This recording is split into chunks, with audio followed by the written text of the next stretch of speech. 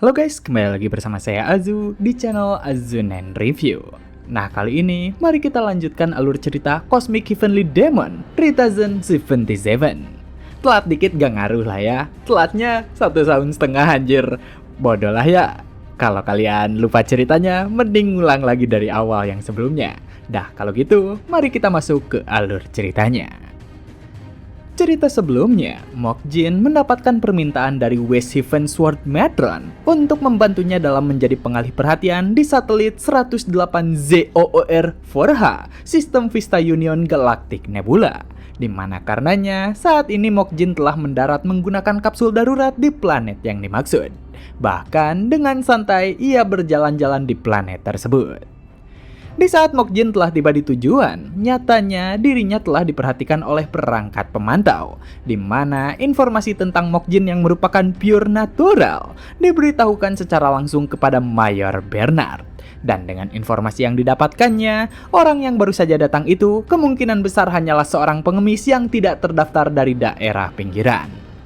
Dengan informasi tersebut, Mayor Bernard tentu saja tidak mempedulikannya, karena orang yang baru saja datang ke tempatnya hanyalah seorang pria yang malang. Jadi, karena pria itu telah melanggar daerah perbatasan militer, penanganan militer perlu diterapkan.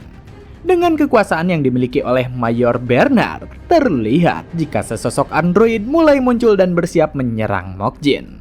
Namun, di saat yang bersamaan, Richel muncul di ruangan Mayor Bernard, serta memberitahukannya jika orang yang baru saja muncul bukanlah seseorang yang dapat ditangani dengan mudah. Jadi, ia memerintahkan Mayor Bernard untuk mengubah situasi kesiaga tingkat tinggi, serta ia memintanya untuk mengerahkan semua senjata pertahanan yang dimiliki oleh pangkalan militer. Mendengar permintaan yang begitu konyol, Mayor Bernard tentu saja tidak peduli. Karena bukankah orang yang muncul hanyalah seorang pure natural? Tapi di saat dirinya memperhatikan situasi di lapangan, sosok android yang diperintahkan untuk membunuh Mokjin langsung lenyap dengan mudah. Di mana karena hal tersebut, baik Mayor Bernard dan Richel benar-benar terkejut. Dengan situasi yang begitu mengejutkan, Richel langsung menekan tombol darurat yang ada di ruangan tersebut, serta memerintahkan Mayor Bernard untuk menganalisa teknik bela diri yang telah digunakan oleh Mokjin. Bahkan jika perlu, ia harus menghubungkan ke pusat data utama Central Government untuk mengetahuinya. Di mana melihat tindakannya yang lancang, Mayor Bernard tentu saja cukup kesal, karena apakah Richel mencoba menentang perintah? Tapi Richel kemudian mengingatkan, bukankah saat ini semua itu tidak penting? Karena jika proyek yang selama ini mereka kembangkan gagal, maka Bernard sendiri takkan aman. Jadi, apa yang perlu dirinya lakukan adalah menghentikan penyusup itu dengan cara apapun. Setelah mengatakan itu semua, Richel langsung meninggalkan ruangan Bernard, di mana Bernard yang melihatnya hanya dapat menatap dengan kesal, karena berani sekali si peneliti rendahan itu bersikap sombong. Tapi setelah kepergiannya, Bernard kembali terfokus kepada Mokjin, di mana melihat si penyusup itu bergerak santai, dirinya berniat untuk mengerahkan patung Buddha, karena ia akan membunuh penyusup itu dengan satu serangan. Di sisi lain, di saat Bernard disibukkan dalam menghadapi si penyusup, Richel memerintahkan asistennya untuk segera membawa subjek ke tempatnya.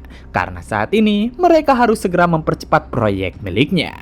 Di mana dengan perintahnya, terlihat jika asistennya Rachel telah berada di planet Monhua. Dan siapa yang sedang dijemputnya adalah Huarin. Jadi, melihat Huarin yang bergerak ke arahnya, Rachel memberitahukan Richel jika subjek telah sampai. Jadi, dirinya akan segera membawanya ke tujuan. Tapi yang sedikit berbeda dari Huarin, sorot mata miliknya terlihat seperti telah menghilang. Kembali ke tempat Mokjin berada, terlihat jika sebuah angin tornado langsung muncul di hadapannya. Dan begitu Mokjin memperhatikannya dengan baik, ia sedikit bergumam. Karena saat ini dirinya sudah mati rasa dengan keterkejutan. Di mana di balik angin tornado yang muncul, sosok patung Buddha telah menunggunya. Tapi di saat Mokjin mempertanyakan tentang apa yang sebenarnya dirinya alami, patung Buddha itu langsung melayangkan palm strike ke arahnya. Dan karenanya guncangan hebat terjadi di planet tersebut. Melihat patung Buddha yang berhasil melayangkan serangan, Mayor Bernard merasa sedikit kecewa. Karena bukankah si bajingan Richel itu terlalu berlebihan untuk menghadapi masalah sepele? Jadi karena target telah terkena serangan, Mayor Bernard memerintahkan bawahannya untuk mengambil mayatnya dan mengidentifikasi identitasnya. Tapi begitu dirinya merasa jika masalah telah selesai, suatu peringatan memberitahukan jika sinyal biometrik masih terdeteksi. Dan dari hal tersebut, Mayor Bernard tentu saja tak percaya. Karena bagaimana mungkin orang yang sudah dihancurkan oleh Buddha Divine Palm masih dapat hidup? Apalagi ia tidak terluka sedikit pun. Di saat Mayor Bernard mempertanyakan hal tersebut, terlihat jika tangan Buddha telah ditembus oleh kekuatan yang hebat. Bahkan karenanya, awan di langit langsung menghilang begitu saja. Dan dengan kejadian itu, terlihat jika sosok Mokjin berdiri tegak di atas langit. Di mana melihat si penyusup itu masih selamat, dengan panik Mayor Bernard memerintahkan patung Buddha untuk membunuhnya. Jadi, dengan perintah tersebut, patung Buddha yang begitu suci mulai berubah ke mode membunuh. Dan Mokjin yang memperhatikan perubahan emosi itu, dirinya hanya dapat bergumam heran. Karena bagaimana bisa sosok suci Buddha yang seharusnya menjadi simbol kedamaian berubah menjadi senjata pembunuh?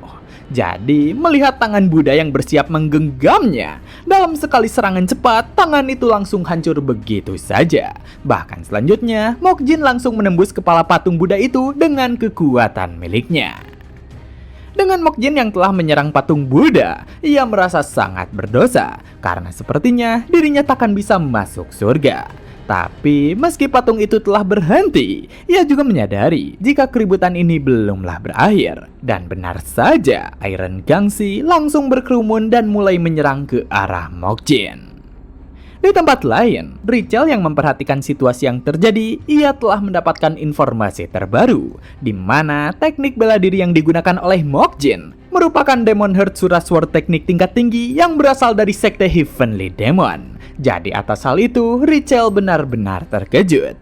Dan karenanya, ia mencoba menghubungkan komunikasi terhadap Mayor Bernard. Hanya saja, meski dirinya mencoba menyambungkan komunikasinya, sistem komunikasi di tempat itu telah diputus. Dan ketika Richel begitu panik, seseorang berkata kepadanya jika semua tindakannya percuma saja. Karena dalam sementara waktu, sistem komunikasi telah dimatikan. Tentang orang yang baru saja muncul, itu adalah Wishiven Sword Matron yang mencari Richel. Dan Richel yang mengenalnya dengan jelas, ia mencoba memanggilnya dengan nama Yeonhwa. Tapi Sword Matron berkata untuk jangan memanggil nama aslinya secara sembarangan. Karena orang lain akan berpikir jika mereka berdua memiliki ikatan yang mendalam. Mendapatkan tanggapan seperti itu, Richel bertanya kepadanya, apa mungkin Yeonhwa tidak mengingat dirinya? Dan Sword Matron yang mendengar hal itu, dirinya hanya diam tak menanggapi. Jadi melihat situasinya, Richel mencoba menjelaskan jika sepertinya ini karena penampilan dirinya yang telah berubah. Jadi ia yakin jika bentuk tubuhnya sedikit berbeda dibandingkan dengan 25 tahun yang lalu. Karena bukankah pada malam itu Yeonhwa datang ke laboratorium miliknya yang berada di Galactic Citadel? Pada malam itu, ketika Richel masih muda, di saat ia sedang melakukan suatu penelitian, tiba-tiba saja Yeonhwa datang ke dalam laboratoriumnya dan berkata jika dirinya beruntung dapat bertemu seorang ilmuwan berbakat yang memiliki wajah tampan. Di mana dengan penuh keterkejutan, Richel hanya dapat terdiam. Namun, Yeonhwa lanjut berkata jika dirinya ingin melahirkan anaknya. Bahkan ia menyatakan jika gen mereka bersatu, anak mereka akan menjadi makhluk paling sempurna di dunia ini. Jadi pada akhirnya, Richel memberikan benih miliknya terhadap Yeonhwa. Tapi meski Richel meminta Yeonhwa mengingat kejadian tersebut, Yeonhwa membalas jika dirinya tidak ingin mengingat sebuah kegagalan. Yang mana dengan perkataan itu, Richel hanya dapat terdiam. Karena apakah ini semua kegagalan? Sementara Yeonhwa, ia memegang erat pedangnya dan berkata jika apa yang dilakukan oleh Richel membuat situasinya menjadi semakin rumit.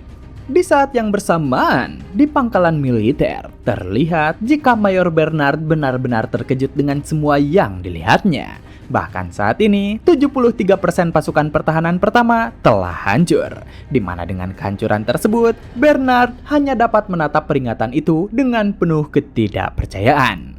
Tapi selanjutnya, ia dikejutkan dengan ledakan keras yang menghancurkan jendela ruangannya. Serta kemudian, si penyusup itu melangkah santai dan melewati dirinya. Melihat sosok si penyusup, Bernard yang ketakutan bertanya kepadanya tentang siapa sebenarnya dirinya. Dan Mokjin membalas jika dirinya adalah Lee Mokjin. Jadi, jika ia memiliki masalah dengan itu, maka hadapi secara langsung. Serta Mokjin juga bertanya, ada di mana makhluk yang mirip dengan setengah monster itu, karena saat ini dirinya sedang mencarinya. Kembali ke Richelle, ia yang dianggap sebagai kegagalan tentu saja tidak terima. Jadi ia memberitahukan Yeonhwa jika dirinya berhasil menciptakan sesuatu. Bahkan ia juga berkata, bukankah selama ini Yeonhwa terobsesi untuk menjadi makhluk absolut yang sempurna? Dan meski dirinya tidak bisa mencapainya, bukankah ia masih terobsesi untuk menciptakannya? Jadi, sebagai seseorang yang berhasil menciptakan mahakarya, sebagai seseorang yang telah mengorbankan segalanya, Richelle hanya menginginkan pengakuan dari Yeonhwa. Tapi ketika ia terus mengatakan omong kosongnya, Yeonhwa langsung menusukkan pedangnya tepat ke jantung Richelle. Serta ia berkata jika dirinya tentu saja mengingatnya. Tapi semakin diingat, ia semakin tidak nyaman dengan perasaan ini. Bahkan sampai sekarang, Richelle masih saja banyak bicara. Jadi karena itulah, Yeonhwa berniat untuk memusnahkan semuanya. Singkat waktu, terlihat jika Mokjin telah tiba di tempat Richelle berada. Di mana melihat luka yang ada di dadanya, ia tak menyangka jika Sword Matron benar-benar membunuhnya. Dan meski hubungan mereka tidak berarti, tapi sepertinya Sword Matron tidak menunjukkan belas kasihnya. Melihat kedatangan dari Mokjin, Richelle yang masih dapat bernafas berkata kepadanya untuk jangan bicara sembarangan. Karena mau bagaimanapun, wanita itu hanya tidak mengetahui nilai yang sebenarnya. Tapi tak akan lama lagi, wanita itu akan segera mengerti. Karena ketika ia melihatnya, ia akan mengingatnya selamanya. Mengingat dirinya sebagai seseorang yang sangat berharga. Hanya saja melihat Richelle yang begitu berusaha, Mokjin berkata kepadanya jika sebaiknya Richelle melupakan semuanya. Karena dirinya telah berada di ambang kematian. Dan ketidaktahuan merupakan hadiah terbesar dari kematian. Karena dengan begitu, itu akan memudahkannya untuk menuju akhirat. Tapi Richelle membalas jika dirinya takkan mati. Karena final form dirinya akan terus hidup dan membuktikan nilainya untuk selamanya. Setelah mengatakan itu, terlihat ada dua orang yang baru saja tiba di ruangan tersebut. Di mana nyatanya itu merupakan Rachel yang bersama Hwarin. Dan Mokjin yang mengenali gadis kecil itu, ia tentu saja cukup terkejut. Jadi dengan segera dirinya bertanya, mengapa Hwarin ada di sini? Hanya saja meski Mokjin mencoba mencari tahunya, tiba-tiba saja silau cahaya langsung meledak dari tubuhnya.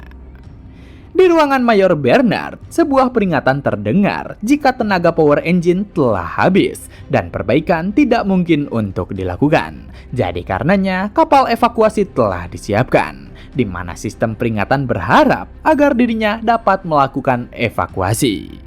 Mendengar peringatan itu, Bernard menjadi sangat kesal karena kenapa juga dirinya harus kabur dari tempatnya. Bahkan ia juga tak pernah memberikan perintah seperti itu. Jadi karenanya Bernard memerintahkan sistem otomatis ruangannya untuk segera memperbaiki masalahnya. Namun di saat berikutnya, sebuah komunikasi memberitahukan jika evakuasi itu adalah perintah darinya. Ia juga menambahkan jika itu merupakan sedikit kebaikan karena mereka merupakan teman lama. Jadi, jika Bernard ingin mati layaknya seorang prajurit, maka ia bisa tetap tinggal di tempatnya. Di mana nyatanya, di ruang angkasa, seorang wanita berambut merah memperingatkan Bernard untuk mengambil keputusannya sendiri.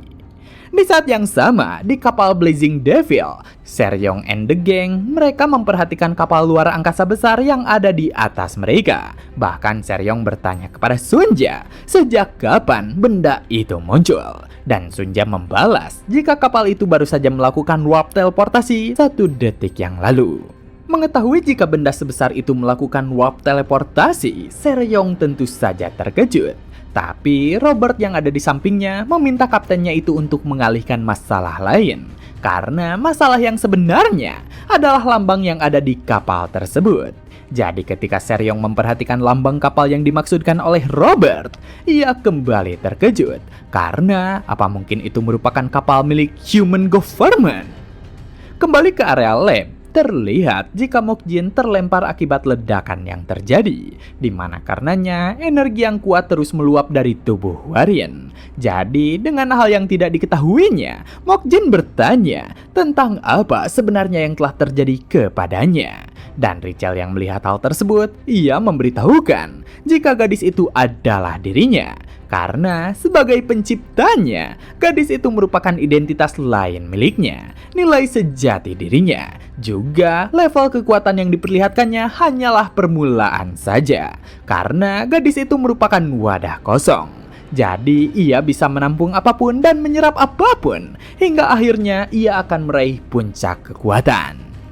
Melihat Richel yang begitu tak berdaya, Rachel yang baru saja tiba memintanya untuk jangan bergerak karena tuannya itu membutuhkan perawatan. Namun Richel membalas jika dirinya sudah kalah. Jadi seharusnya Rachel mengetahui akan takdirnya. Terutama Rachel sendiri merupakan tubuh ciptaan yang memiliki pola pikir yang sama dengannya. Jadi sebagai ganti kehidupan yang akan berakhir, pada akhirnya Richel mengambil sesuatu dari jantungnya. Di mana meski Rachel terkejut, Richel memberikan sebuah jantung kecil yang selama ini menopang hidupnya. Serta karenanya, Richel memberikan kepemilikan gadis itu terhadap Rachel.